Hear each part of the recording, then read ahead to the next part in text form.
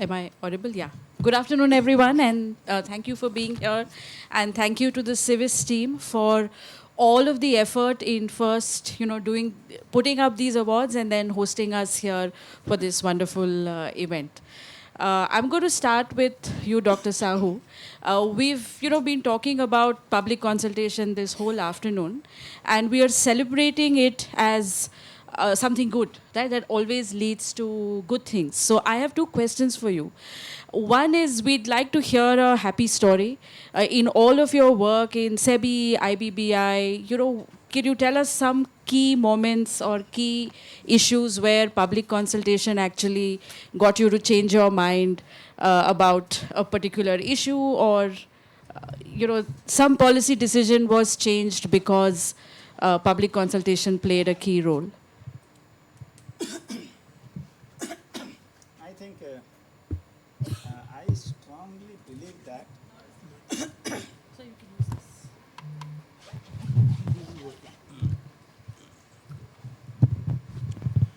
So I strongly believe that the insolvency framework evolved on real-time basis, and it is a framework. I still believe that is a framework by, for, and of the stakeholders. There are, in fact, several examples where public consultation completely changed the thinking of the regulator. And there are instances also, regulators had strong reasons not to be swayed by what public was advising. I'll give a few examples. All along, Ajay also knows, we all advocated that insolvency professional agencies, which are the first level regulators for insolvency professionals. The IBBI committee, IBBI board, including myself, we all felt that these agencies should be a for-profit entity. We repeatedly went out to public, made public consultations, discussion papers, draft regulations, but every time we got back that that's not to be done.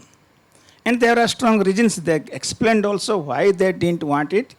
They wanted that it should remain, to start with, it should be not for profit entity, and thereafter they maintained that they should continue in the same status.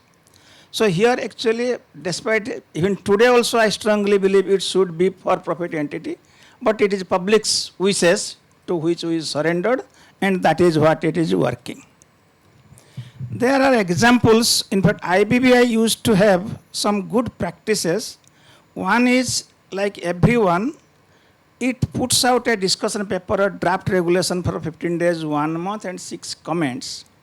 But beyond that, it has a standing arrangement, which somebody used the word crowdsourcing, that you put the public into the shoes of the regulator.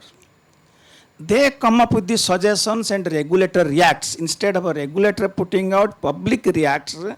So they give you several suggestions, and IBBI had a kind of a half-yearly review of all those suggestions and take it further, either close whatever way. So the one suggestion came that the IBC itself and IBBI regulations initially provided that the essential services shall be continued to the corporate debtor during the insolvency time. And it was defined in essential as something like the water. So if water used for drinking is essential, but if water is used for producing hydroelectricity companies engaged in, then that is not an essential service, and there is no mandate that this service should be provided. But public, through crowdsourcing, they told that if you want to continue this entity as a going concern, you must allow certain other services, but can be subject to certain conditions.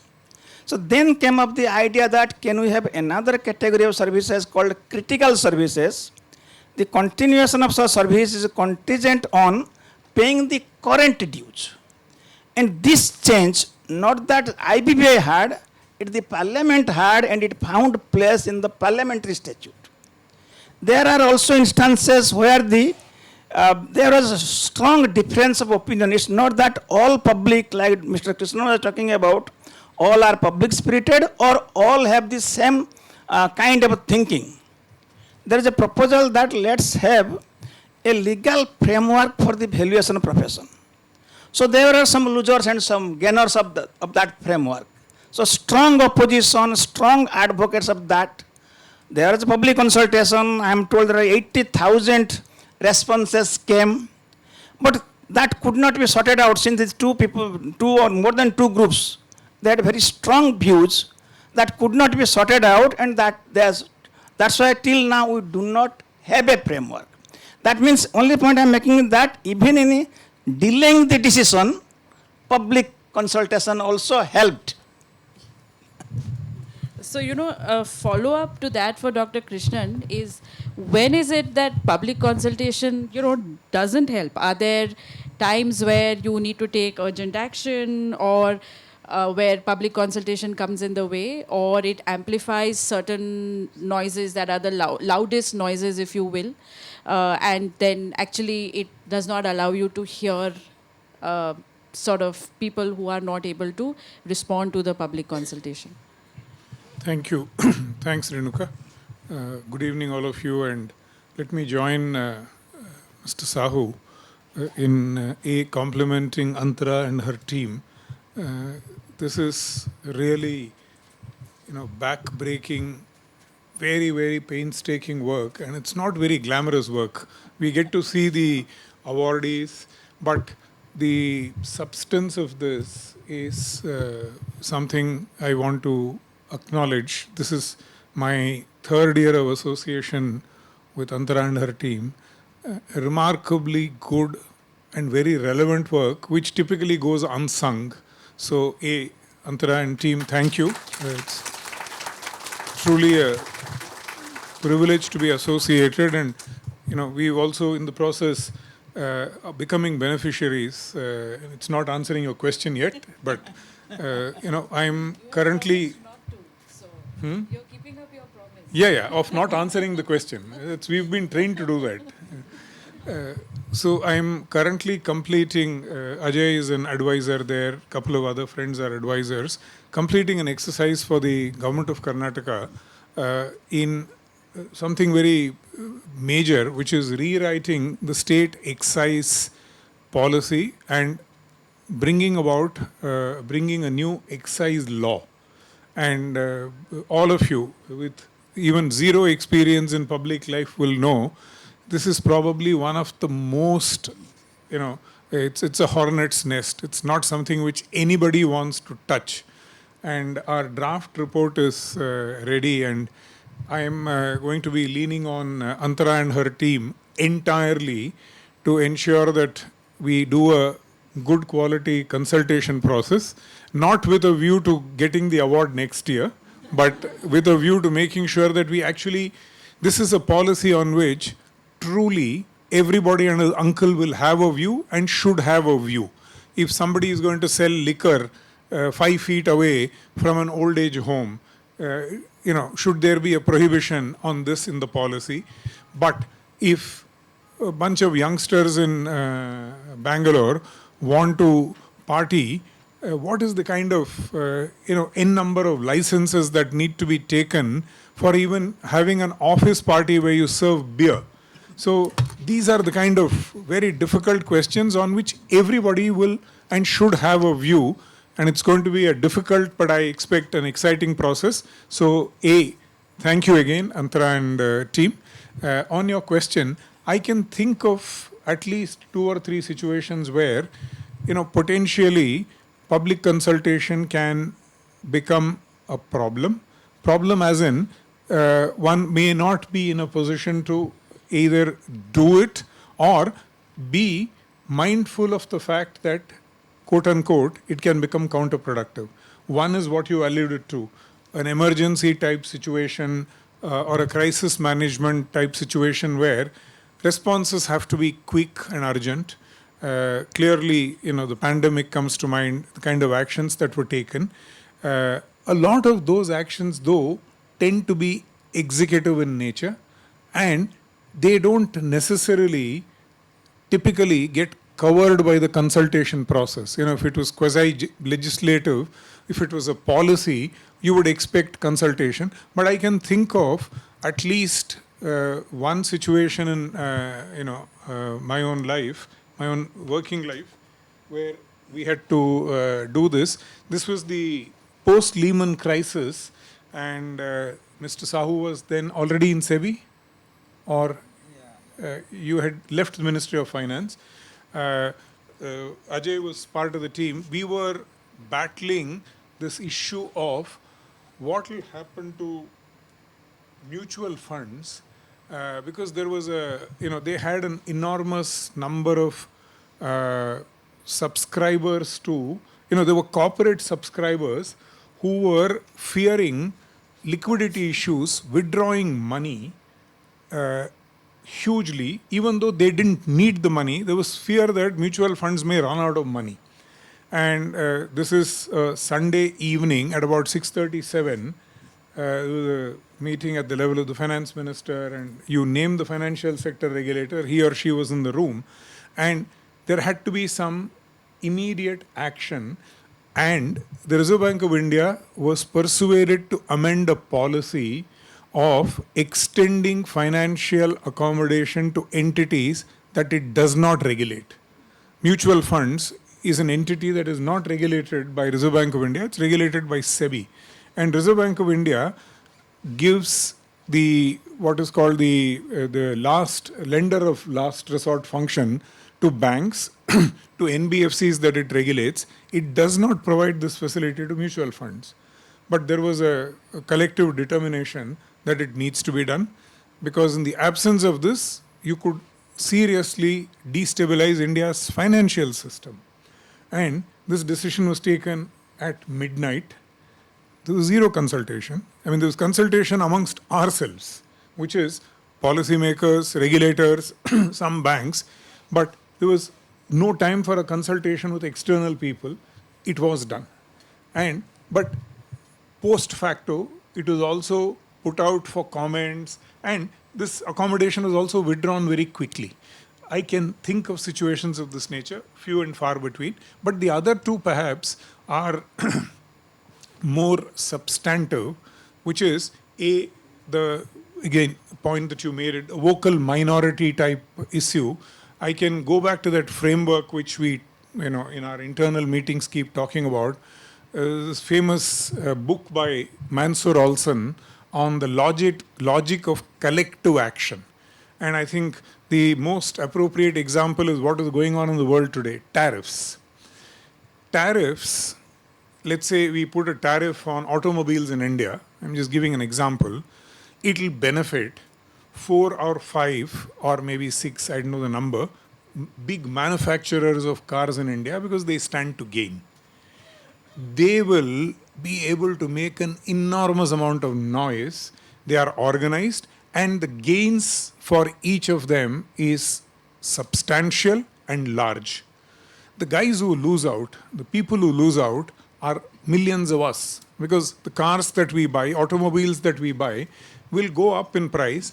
Ordinarily, it will go up by maybe 20,000, maybe, I don't know, a lakh of rupees, but on a base price of maybe 30 lakhs. So the gains/losses for the big manufacturers are huge. The gains/losses, depending on what the policy is, for the individuals is small. So I am not going to take the trouble of going and lobbying the commerce minister or responding to some note. So the vocal minority will shape policy. We need to be mindful. Similarly, the example that I think Ajay took when he was talking to S. Krishnan about those, I don't remember the number, 1 lakh plus responses to a tri-consultation paper, and this is pre-AI, but I think generated through chat bots, identically worded, some 1 lakh objections raised to a tri-policy. Because these, strategic obstructionism is again something which can happen in consultation, so gaming can happen. So I think one should be mindful of the counterproductive sort of nature of some of these. So, on the first one, where there are sort of big interests and then small interests that don't make it, when you are designing, both of you have been in government, and when you are then taking into account the public consultation, what institutional safeguards can be put in place? One is, of course, to be mindful, as you said, but is there something that we can think of in terms of institutional safeguards that a public consultation process, what emerges out of the public consultation process then goes through some other sort of safeguard to make sure that industry voices or the big voices, whether they are industry or not, are not overly influencing the course of action? Yes, there can be several safeguards. The most important safeguard is the right people you have in positions. So do you have the government system of appointment, putting the leadership in this organization makes a huge difference. In fact, I believe again that sometimes we talk about regulatory capture. It happens because the regulators do not understand the intricacies of the market, and they get swayed by the people who can speak nice English and make good PowerPoint presentations. So the first antidote is put the right kind of people. The second is try to make the process as objective as possible. One tool we generally talk about a cost-benefit analysis or regulatory impact assessment. Thereby, when we are presenting a proposal to public, we are explaining that these are the merits and demerits. We reduce this to numbers, objective terms, and that enables the stakeholders to appreciate and effectively participate. And when they wish to counter anything, they have to speak also in those objective terms and numbers. So actually you lay down the platform for playing. So let public play in that platform, those numbers and those parameters. There can be, IBBI used it very effectively. It had roundtable discussions almost once a week because the proposals were too many, but which enabled 2, 3, 4 perspectives come up on the table, and perspective 1 person could counter the perspective 2 person. Perspective 2 person can counter the perspective 1 person. So then when you have the diversity of views, you are able to make out what is the right way to go. But in any case, this public consultation is to inform the decisions, not to determine the decisions. The authority has a certain objective to achieve, and there would always be interested parties who would like to pull in different directions, but call is yours. Dr. Krishnan also mentioned the large number of comments that might come, and you were also talking about, let's say, the ability to do a CBA. And that brings us to the question of state capacity. And when Ajay was talking to Mr. S. Krishnan, he also brought this up. And so, what kind of measures can we sort of start thinking about to actually build this capacity within governments to do both a CBA and a public consultation so that it goes hand in hand? One thing that strikes me as an outsider is the lack of data to do many of these things.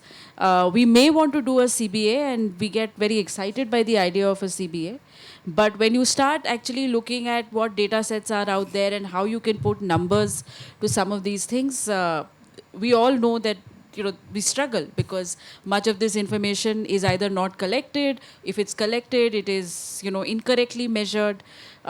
Problems of data are well known to us. So, what are the steps that we can start pushing? The step before data is the ability to identify what data you need. Once you are clear that these are the data relevant, then you will build the system. So I think before that you have to visit two or three more things. One is what RIA does is essentially brings accountability. The people who are in charge, nowadays this word is being used, those who are in charge of governance, has become very famous now. So those who are in charge, they do not volunteer to be accountable. Unless they themselves want to be accountable, whatever else you do, So all that you are pulling the horse to the pond, but you can't make it drink. The second is the capacity building. When we do not have any capacity in the system, somebody has to make a beginning. And not that you would wait for the best capacity to develop in the system and thereafter you will undertake the RIA. So it has to go hand in hand, because you don't learn swimming without going to the swimming pool. So you have to start doing the work. Some regulators, IBBI has started not that well. They just put one paragraph, two paragraph, give cost benefit analysis. So somewhere somebody has to start, and there has to be some kind of a complementary efforts among the agencies, particularly the association with the academics. Academics today, they are not interested. Even you do not have a single course in the country on any regulation. On the regulation, there is no. You have LLB courses, you study basic Companies Act, Indian Penal Code, but the market which Dr. Krishnan and Dr. Ajay Shah, they talk about, 2/3 of the GNP goes through these regulatory processes. No educational institution touches this regulatory area. So I think there is a joint shared responsibility on the entire ecosystem to develop the capacity, and these are two different capacities. Public consultation is a different capacity, then the regulatory impact assessment. And as we have seen as a part of the jury process, there are a methodology to measure the quality of public consultation. There are public consultation index. So it's possible to benchmark our performance, learning, and after all, it will remain still a science as well as an art. That's true. And you know, one of the things that when we respond to many public consultations, we often feel that while these papers are put out and the regulator is soliciting comments, what happens after is a black box. So multiple regulations, at least in the financial sector, for example, we see that when the policy comes out, it appears pretty close to what the proposal was. And so then you wonder what happened to all of the comments that were put out. Now, you know, what's your sense, Dr. Krishnan, of where we are on this issue, and what can we do to actually make sure that consultations lead to some meaningful change or some response from the regulator on why there is no change? Taking off where Mr. Sahu left, he spoke about accountability. I'm reminded of what Kelkar and Shah talks about, which is politics without romance. Namely, accountability will need to be written into the law. None of us volunteer to be accountable. I mean, there will be individual exceptions, but I think when you're designing a large system, when you're designing legal machinery, these are not things you leave to good behavior of individuals. Yes, we need good individuals, but I think you need to mandate a lot of these processes. So accountability of public agencies, accountability of people who man public agencies, needs to be mandated in the law. Likewise, the consultation process, take the Administrative Procedures Act of the US. The US system mandates a notice and comment in the Act, in the APA Act, which is, please come, Vandana. We'll take a break. Somebody can invite Vandana onto stage and then we can continue.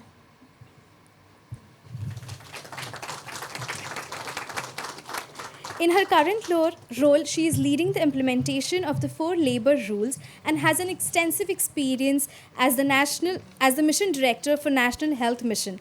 I'm sure ma'am has some amazing experiences to share with us.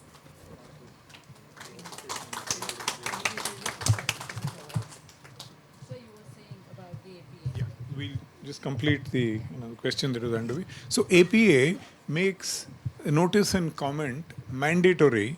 Likewise, the UK legislation makes a regulatory impact analysis, what you spoke about, what Mr. Sahu spoke about, mandatory in the law, and hence non-adoption of this process renders the instrument illegal. I mean, you've not followed the law, and therefore the regulation or whatever you've made the administrative law becomes null and void.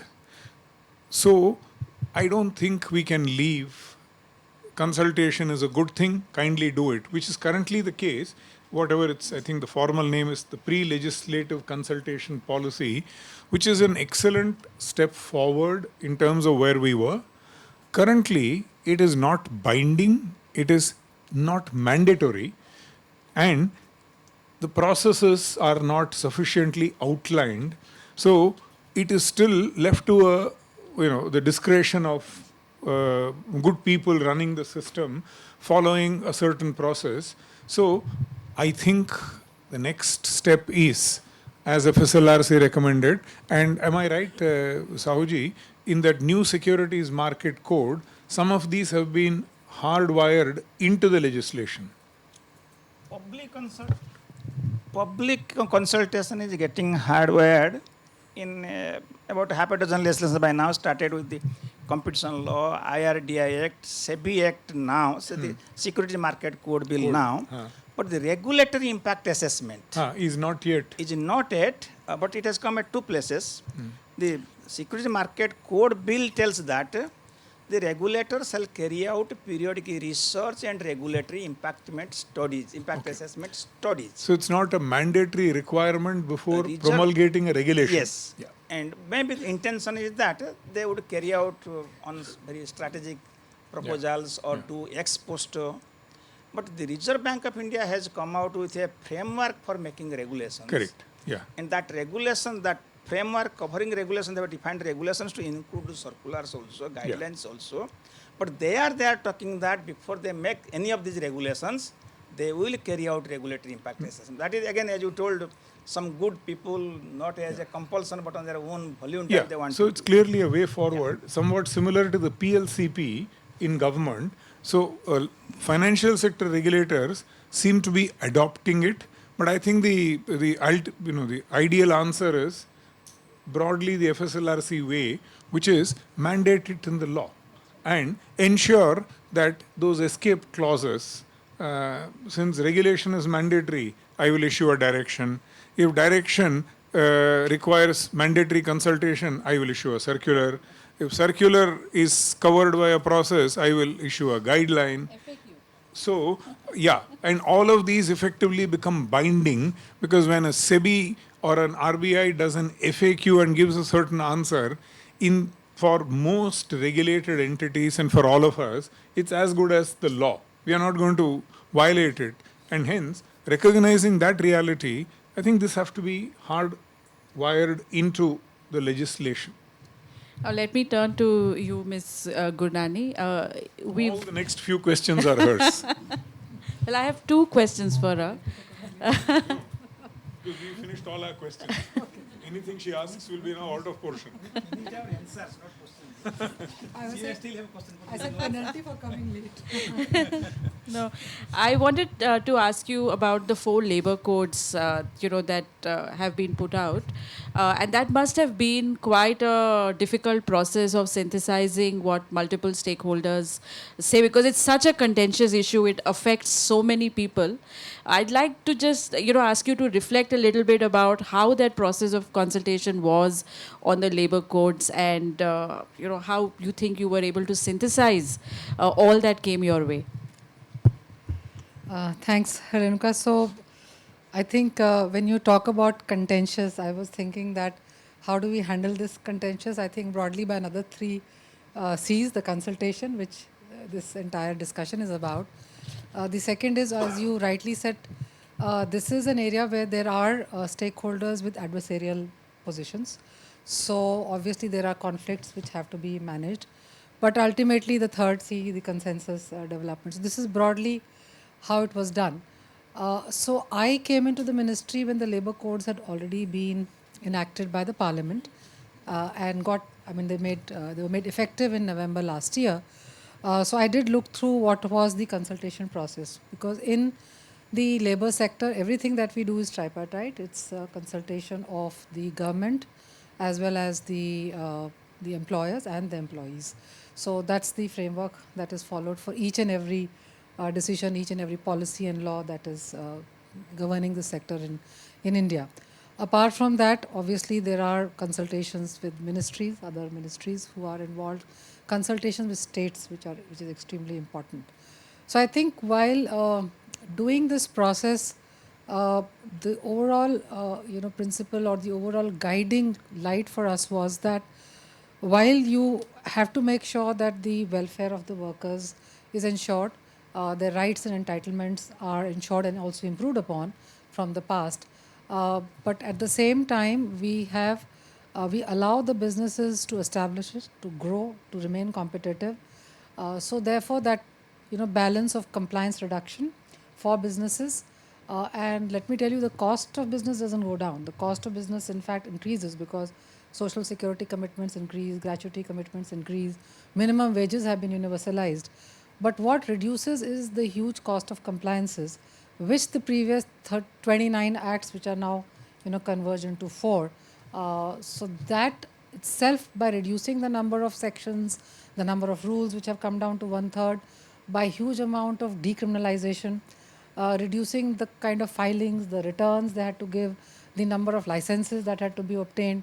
So that is a huge, huge reduction that has taken place. So I think these two were constantly balanced while going through this. And I looked through the number of consultations. There were this process started way back in 2011, and the acts were passed by the Parliament in 2019, one act, and the rest in 2020. They have gone through 139 consultations, out of which 41 were with trade unions, 27 with states and duties, 21 were with employers. There were 39 regional workshops held and 3 national workshops held and 1 international Indian Labour Conference. After the codes also have come into being, it has not stopped. So now, as you were discussing the FAQs and those kind of things also become in a way law. So we've had 5 regional conferences, which I personally attended, sit down with states and duties for 2 days, because ultimately the benefit to the workers and the business will flow if the states make their rules and govern systems in the way it is envisaged in the central law.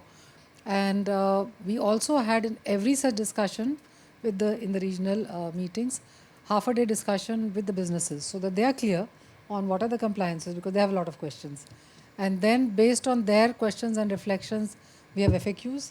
We also try to do a compliance handbook, because in everything that we do from the business perspective, what we are keeping in mind is the MSMEs, from where the vast majority of employment comes. And the laws or the communication that we do on the laws should be simple, because laws, the way they are written, even if they are reduced to 4, are still in a legal language. So make it simple for an MSME to understand and know that these are the new compliances and this is what we can do, so that because they're not in a capacity to hire intermediaries, lawyers and chartered accountants, it should be simple enough for them to understand. And the IT system is work in progress, by which all this will be further simplified. You mentioned workshops with the states and many things that you worked on, health, Ayushman Bharat, for example. It's also a state subject. And so, what are your reflections on sort of doing consultation when there is complexity of the federal structure? So it's one thing to do consultation when you're SEBI or RBI and it's very clear that it's a list 1 subject. But does it complicate matters when you bring in states, and then how does that process work? Do you do this together, or do states do their own thing? Yeah. So I think where it's exclusively in the state domain, as per the constitution, consultation becomes even more important. So when you spoke about Ayushman Bharat, now Ayushman Bharat has 2 pillars. One is the overall inpatient care when people need hospitalization. That is one pillar, which is the Pradhan Mantri Jan Arogya Yojana. And there's another pillar which is basically about preventive, promotive health and well-being.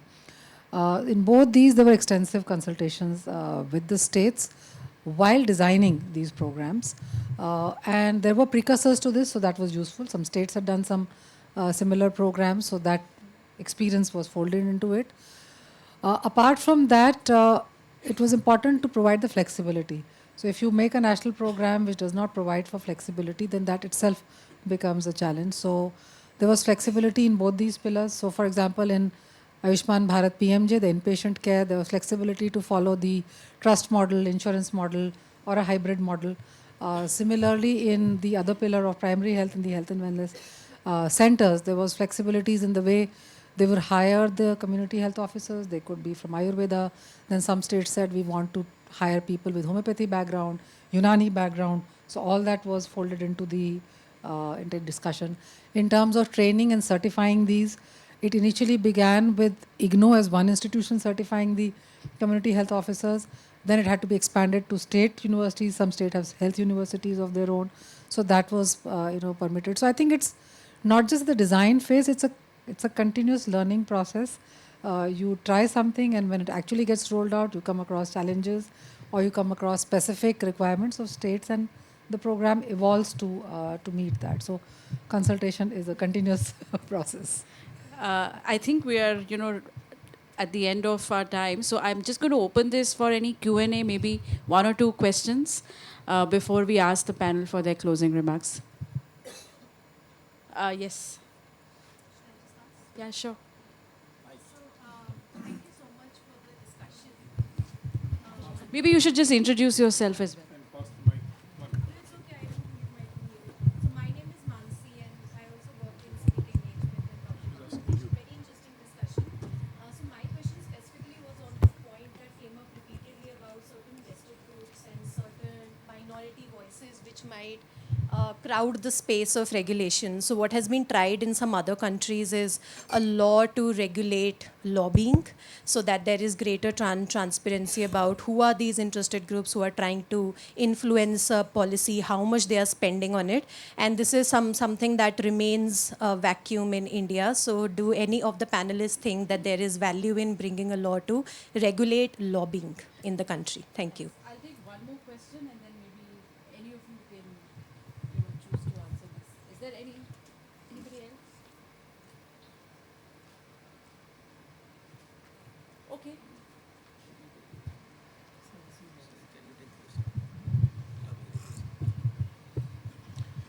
So thanks, Mansi. So actually the book that I refer to, Mansur Olson, is on lobbies. It is a book that he wrote many years ago, looking at the United States situation where these PACs, which apparently are representing consumer interests, are actually lobbying for, say, standards that benefit a particular industry or a particular company. And it led to a lot of developments, including the legislation on lobbying. So my own sort of view on this is we certainly need that because it's now happening on a large enough scale. And plus, I think it's also it's not going to be a very easy legislation to craft because a lot of that legislation is about disclosure. Given the same set of freedoms that we have in Article 19, by and large, it's only going to be regulation, not prohibition, as it should be. Regulation of what?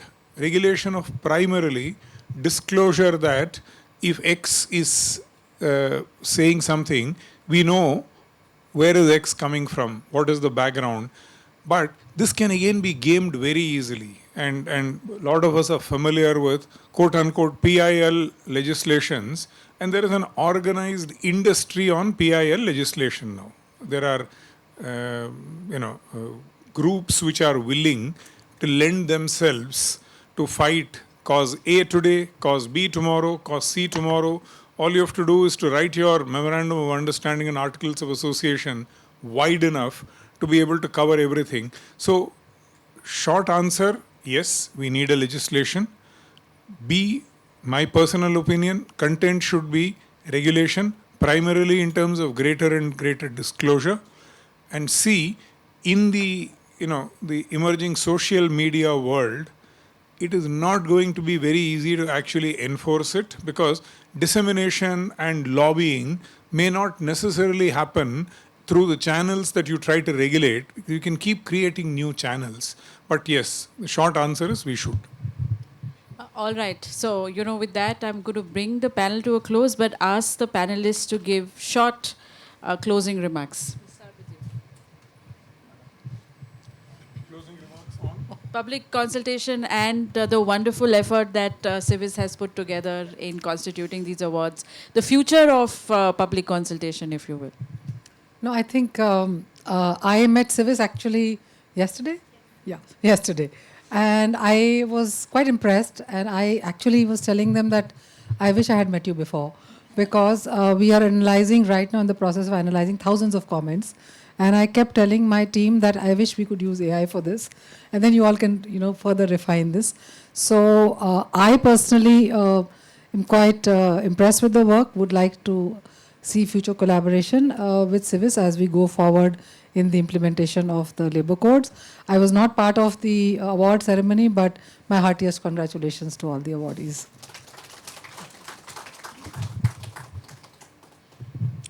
So I think the low state capacity has come up repeatedly. And it's not only the state capacity. I say that the capacity in the entire ecosystem, including those who are participating in public consultation, the regulated, because those who are getting affected, they should also appreciate this. So I would request rather Civis to offer 2 days public consultation programs throughout the year for the regulator, regulated, and the business. And citizens. And citizens. Those who give comments. You have developed some capacity now. You should be able to offer the program. Thank you. So I completely endorse what previous speakers said. I'm, as I mentioned earlier, already doing that. I'm going to certainly use Civis. But in terms of the sort of moving the agenda forward, I think it's a bit of what all of us have said. A, much greater capacity in the system. B, increasingly, these need to be mandatory and these need to be written into the law. And that will open up a whole bunch of questions on who guards the guardians. I mean, there is a law. Is the law being enforced? There is a parliament which needs to then ask questions. There is a standing committee which needs to work. So capacity all across and legislations that will mandate and that will get enforced. We've been talking about state capacity now for a number of years, and I see history in the making, because 10 years ago we didn't have any of this, but now we have a Civis and we have a way of doing public consultations better, and we have these discussions which will hopefully only take the agenda forward. So I'm going to end at saying Civis at scale, and we all hope for that. Thank you very much.